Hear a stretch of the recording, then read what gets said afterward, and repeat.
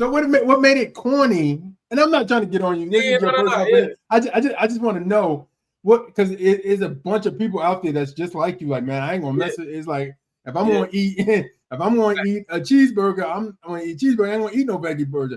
But I think my question is, what is it to people like that what you would be like, man, that's cheesy, even though they could be spitting good, they could be quality productions and everything like that. I think it was just the songs that I had heard at that time. Gotcha. Like the little I Rock was like a little kid, so it wasn't like he had a Bow Wow influence on him too. So you know what I'm saying? So that's what was going on around that time. After that, fast forward, and I heard like just different songs that I thought was, decent or whatever, but I still wasn't like fully engaged with it. You know what I'm saying? Got you. When I heard I Like Me from Kirk Franklin featuring The Truth, I was like, yo, he's spitting for real. I rock with that. You know what I'm saying? But I still wasn't like, I need to go tap in with his whole catalog. Like I just, at that time, that's just not what I was on. You know what I'm saying? So a slay or slight to them, making them feel like they were corny. But I also grew up in a church where there was some deacons that thought they could rap.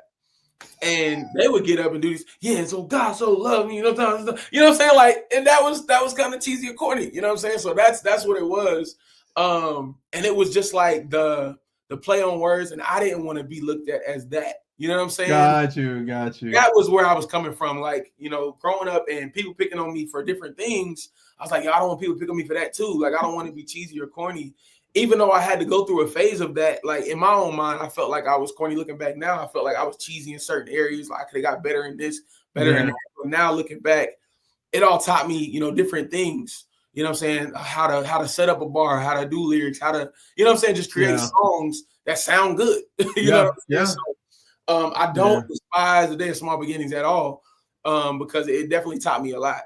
And so like even when it comes to Christian hip hop, I don't despise the days of how they were beginning this whole genre, because that wouldn't be where it is today. You wouldn't have the artists that you have today without those artists that literally paved the way. So shout out to all of them. So do you feel like those? Do you feel like I think I have? I'll be honest with you. I have a love and hate relationship when it comes to remakes.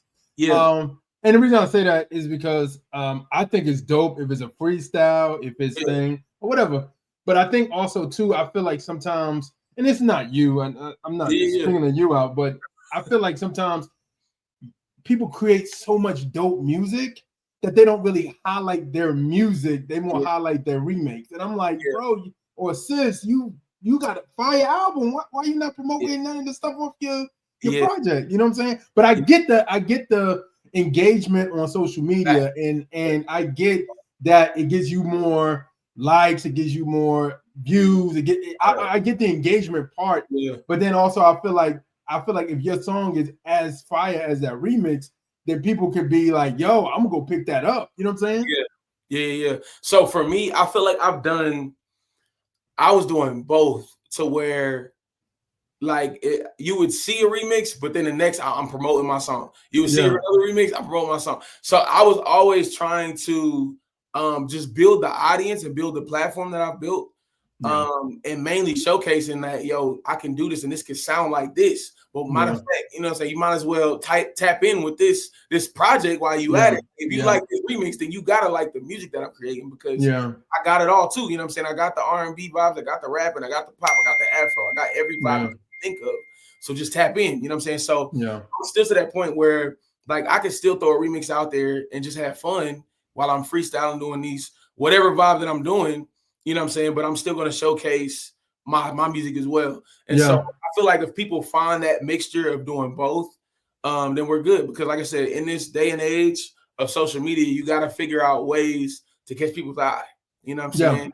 And so it's really weird now with the algorithm, the way it's set up. And it does suck because there's so many, you know what I'm saying, talented individuals in this space.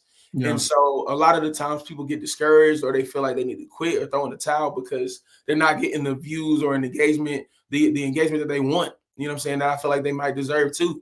And then sometimes it's just timing too. Like it's just God's timing. It's I don't know. There's so many things that goes into it to where it's hard to say why certain people aren't as big as they feel like they need to be. You know what I'm saying? So like doing the remixes may have worked for some people, and that's all they do now. It's just sticking to the remixes. And for me, the remixes that I've worked, and then I've also had songs that have worked. So I'm gonna keep doing both. Like I said before, I'm doing both. Yeah. But like I said, like it's tough because the artists that have popped off with the remixes, I've seen some of them that have mainly just kept putting the same remix, making multiple videos to it. I'm like, bro, like, why are we promoting this? Like, I get it, it worked. You know what I'm saying? I get it, built an audience off of this thing, but like, why are we just promoting this? Like, you got to be making music too. Like, original music. Yeah. And so, I guess a lot of people don't think the same way that I think. Clearly, because like I said before, it was mainly just a tool to show people that this song could sound like this. You know what I'm saying? Yeah. Influenced by God, this what that song could sound like. Yeah. You know what I'm saying? Like, that's what I wanted to do, is show people like it's not corny to think of a song and have God in it. It's not cheesy to put God in the song. There's certain ways that you can do it to where it still sounds good and it's fire. You know what I'm saying? Like, that's what I want to show. Because there's been a ton of people that have done Christian remixes. I'm not the first guy to do it. You know what I'm saying? But people look at me as like a pioneer in that, because I feel like I was one of the first ones that did it well, if I could say it like that.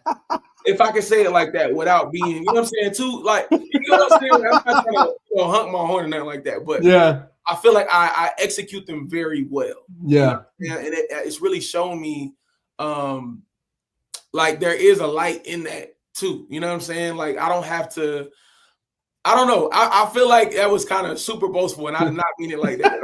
But I feel like I do, execute remixes very well.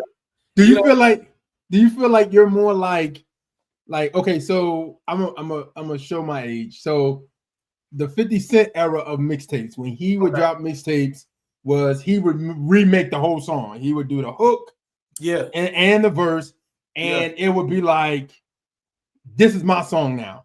Fact. Or do you feel like you're more like Wayne, how Wayne was, where he'd get on a song, he would turn it into your song, but he wouldn't change the hook or anything. It would just be him rapping on it. What approach do you feel like you use?